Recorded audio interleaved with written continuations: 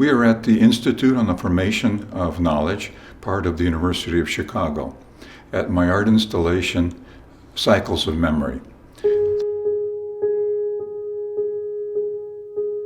The piece which is at the very top of this three-story installation is called Donelaitis, to honor Kristijonui Donelaitis, the author of the first literary work in the Lithuanian language.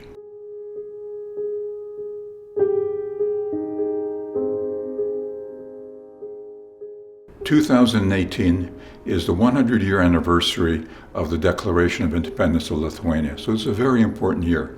My own ethnic background is Lithuanian. I grew up in a Lithuanian household speaking the language, and we still speak Lithuanian at home with my wife.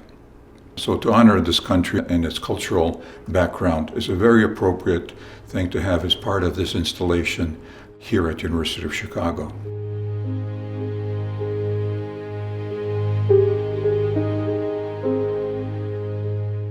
The cycles of memory cycle back.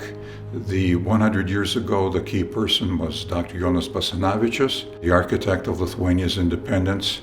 He was a physician, but also for many years worked to raise Lithuanian consciousness for an independent country. His name is the first name that appeared, was written on the Lithuanian Declaration of Independence. In 1927, when he passed away, the country declared 5 days of mourning in his honor. That's how important and significant a person he was.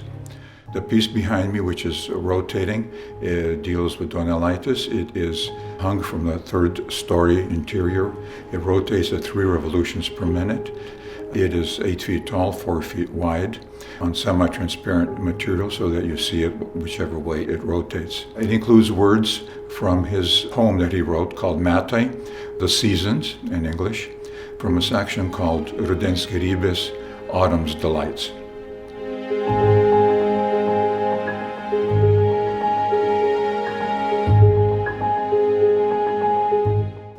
Cycling back in time even further, we go back 200 years further. We cycle into the mid-1500s, and Martynas Mažvydas, who published the first book in Lithuanian language, a catechism.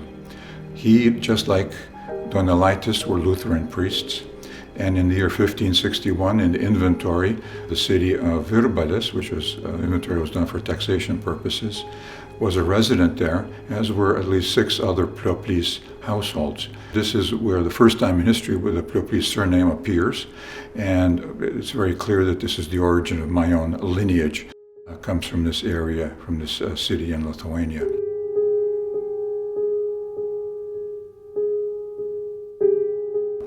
I'm standing in front of the lot which was owned by Motiejus Plioplys. Right across the street, I'm standing where the location of the house where Martynas Mažvydas lived. So they were just across the street from each other. Mažvydas's gardens were right next to other Plioplys gardens. His farms are right next to other Plioplys farms. So they were very, very close acquaintances. And I'm certain that at that time, the Plioplys family members were probably all Lutherans, because of that closeness to Martynas Mažvydas.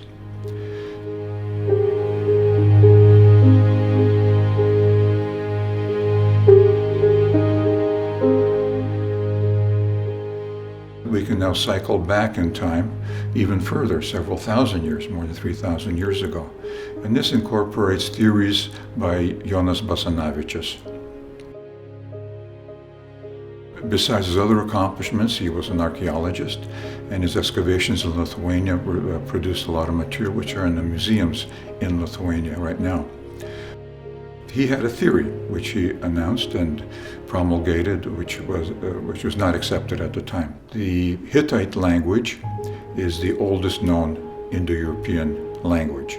The Hittite Empire was from about 1800 to 1200 BC in central Turkey. The Lithuanian language is the oldest spoken Indo-European language.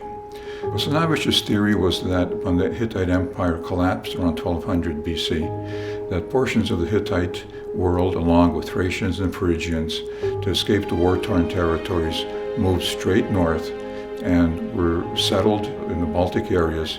That's where Lithuanians originated. So that was his theory, and based on that idea, I did travel to central Turkey, took many photographs of the archaeological sites of the Hittites, And these images underlie the lettering in the piece that's rotating behind me by Donelaitis, photographs of the Hittite ruins along with the archaeologists working there and myself and my wife.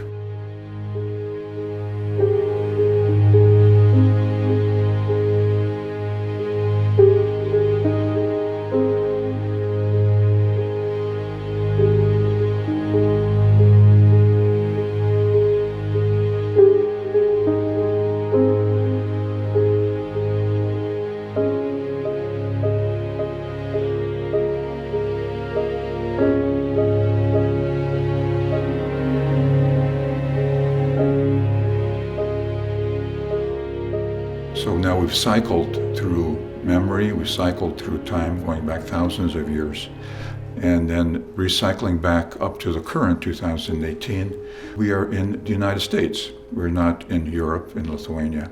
And I wanted to incorporate in this installation, from this particular vantage point, memories of people here in the Midwest. Donelaitis' writings deal with the common person. He did not write about aristocrats, he did not write about rich. He wrote about the serfs in the middle of the 1700s and the suffering that they went through in their daily lives. It was a notable accomplishment. Serfdom at that time was just a scratch above slavery, and that's what the first Lithuanian work of literature is about. The Midwest Souls includes pictures of people from the 1800s whose names are forgotten to history, but we know from the photographs that were taken, location, the photographic studios. And this is an attempt to bring back into memory some of the individuals who are local to this general area whose memory now has passed away.